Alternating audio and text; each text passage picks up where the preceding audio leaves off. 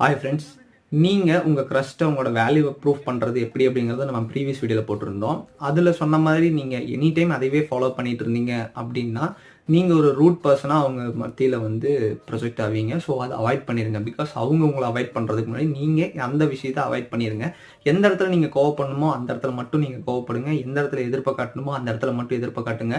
அதை காட்டி முடிச்சு அடுத்த ஒரு 1 hour இல்லை ½ hour முடிஞ்சால் ஒரு 10 minutes ஒரு 10 seconds அந்த மாதிரி எனி டைம் உங்களோட டைமை பொறுத்து நீங்கள் நார்மல் மோடுக்கு வந்து அவங்க கூட நார்மலாக பேச ஆரம்பிச்சிருங்க. இப்படி பேசுனீங்கன்னா தான் நீங்கள் என்னவா ப்ரூவ் பண்ணுறீங்க அப்படின்னா நீங்கள் கோவப்படுறது ஒரு நியாயம் இருக்குது, ஒரு ரீசன் இருக்குதுன்னு அவங்க மத்தியில் நீங்கள் ரிஜிஸ்டர் ஆவீங்க. ஸோ இதை நீங்கள் பண்ணிங்கனாவே உங்களோட வேல்யூ இன்னும் எச்சாகும். நம்ம அதை பண்ணுறத விட நீங்கள் இந்த மெத்தடை ஃபாலோ பண்ணிங்கன்னா இன்னும் உங்களோட வேல்யூ எச்சாகும். நீங்கள் ரொம்பவுமே ஒரு இம்ப்ரெஸ்டான பர்சனாக நீங்கள் வந்து அவங்க மத்தியில் வந்து திகழ்வீங்க. ஸோ நீங்கள் அடுத்தடுத்து உங்களோட ரிலேஷன்ஷிப் எப்படி டெவலப் பண்ணுறது அப்படிங்கிறத அடுத்தடுத்த வீடியோவில் சொல்கிறேன். மறக்காமல் நம்மளை ஃபாலோ பண்ணலைன்னா ஃபாலோ பண்ணிக்கோங்க.